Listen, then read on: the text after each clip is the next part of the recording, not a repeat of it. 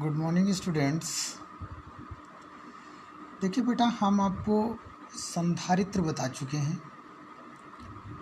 ठीक बेटा, आज हम बताएंगे समांतर प्लेट संधारित्र की धारिता।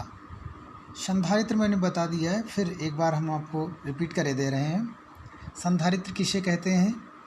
तो ये कहा था किसी भी प्रकार के दो ऐसे चालकों का युग्म, किसी भी प्रकार के दो ऐसे चालकों का युग्म जो एक दूसरे के समीप हों, जिन पर बराबर व विपरीत आवेश हो तथा जिनकी एक प्लेट पृथ्वी से जुड़ी हो, संधारित्र कहलाता है।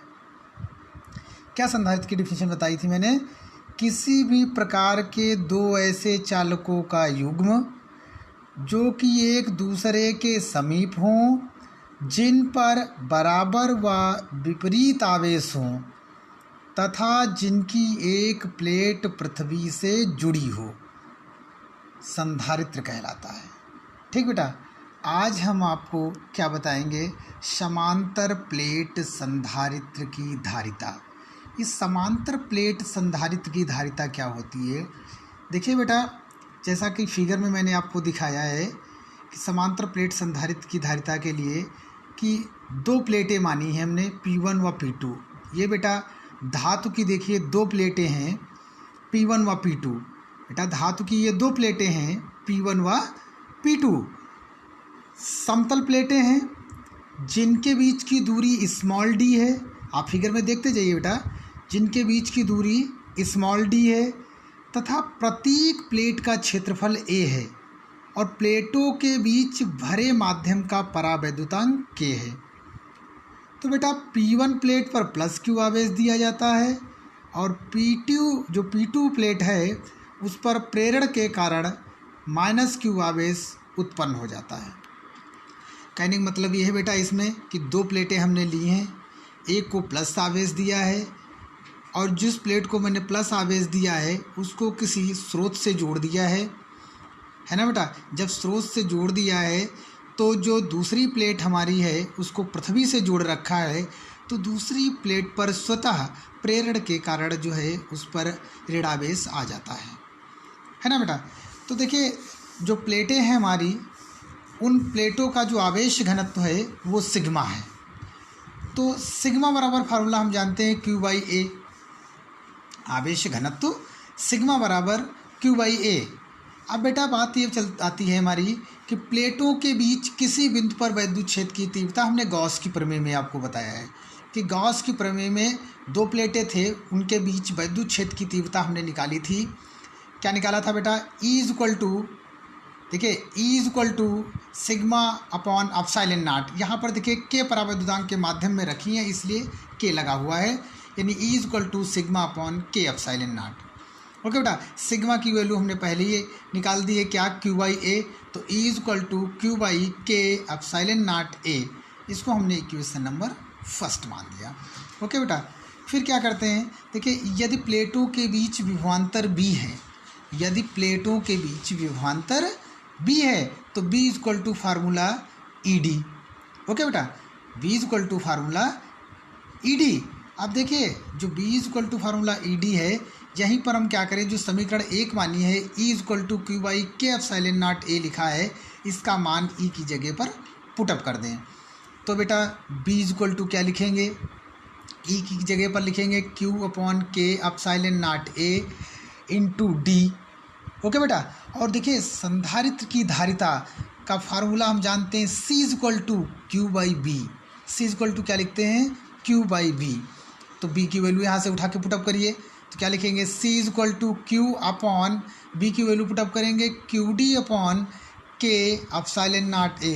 देखिए बेटा Q से Q कैंसिल हो गया और जो ये आपका K upon epsilon not A है, इसको उठा के ऊपर लेके चले जाएंगे तो ये क्या बन जाएगा? C K epsilon not A upon D। Okay बेटा, ये क्या है? समांतर प्लेट संधारित्र की धारिता। जो समांतर प्लेट संधारित्र है उसकी धारिता C K epsilon not A upon D। Okay बेटा, मात्रक क्या है इसका? फैरेड। देखिए जब परीक्षा में ये क्वेश्चन पूछा जाता है तो आपसे यही कहता है कि सिद्ध कीजिए समांतर प्लेट संधारित्र की धारिता C इक्वल टू के epsilon not A upon D होती है। ओके, ठीक बेटा, कोई प्रॉब्लम्स हो तो बताइएगा। देखिए, अब जो अगला टॉपिक हमारा है वो परावैद्युत सामर्थ्य है। परावैद्युत सामर्थ्य क्या होती है बेटा, सुनिए परावैद्युत सामर्थ्य क्या है। देखिए, डिफिनीशन में जैसा कि मैंने दर्शाया है आपको कि किसी परावैद्युत पदार्थ के लिए वह माध्यम, किसी परावैद्युत पदार्थ के लिए वह महत्तम वैद्युत क्षेत्र जिसे वह बिना वैद्युत भंजन के सहन कर सकता है, परावैद्युत सामर्थ्य कहलाती है। या हम ये कह दें कि कोई भी परावैद्युत पदार्थ है,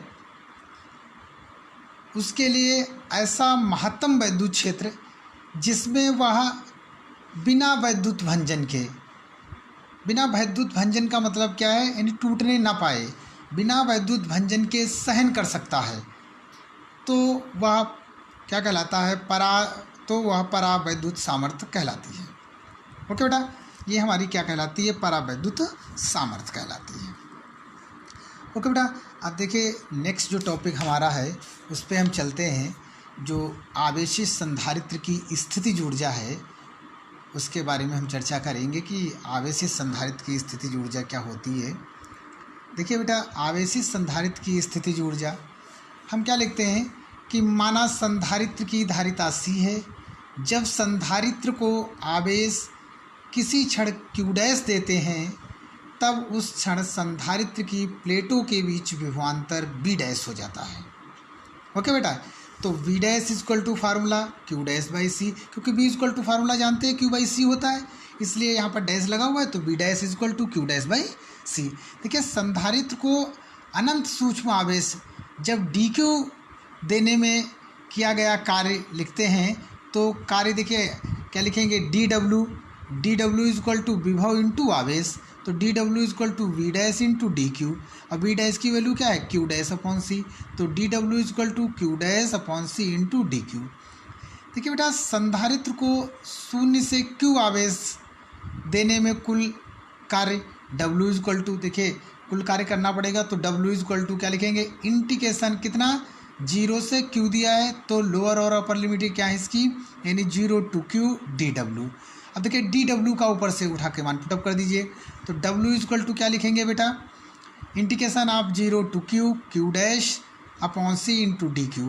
देखिए बेटा, यहाँ से जो C है इसको बाहर निकाल लें, तो W equal to 1 by C integration 0 to Q dash DQ।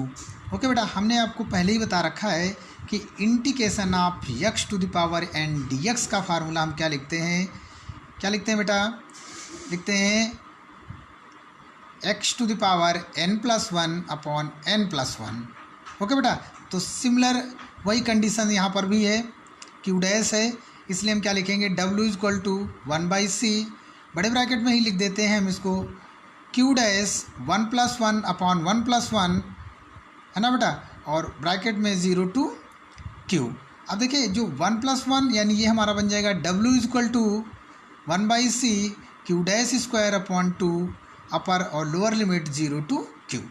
1 by C ऐसे रहेगा बेटा, फार्मूला वही लिखेंगे हम, 2 को भी बाहर कर दें तो ये हमारा एक स्टेप यहाँ पर लिख देंगे, W equal to 1 by C और 2 को बाहर कर दिया है, तो यानी W equal to 1 by 2C, बड़े ब्रैकेट में हमारे क्या लिखेंगे, क्या लिखेंगे बेटा, Q डैश स्क्वायर और ब्रैकेट क्लोज कर देंगे, तो लिमिट कितनी होंगी, 0 टू Q। फार्मूला क्या लिखते हैं, upper limit minus lower limit, यानी W equal to 1 by 2C Q square minus 0।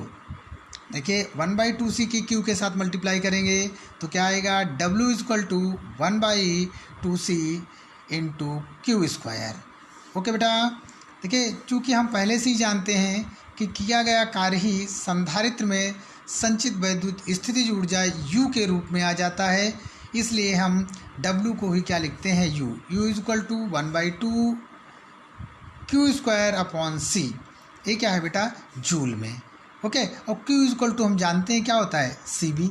तो यहाँ पर यदि अगला स्टेप लिखना चाहें तो U equal to 1 by 2 C square B square upon C, C से सी स्क्वायर कैंसिल, तो यू इक्वल टू क्या आया 1/2 सी बी स्क्वायर।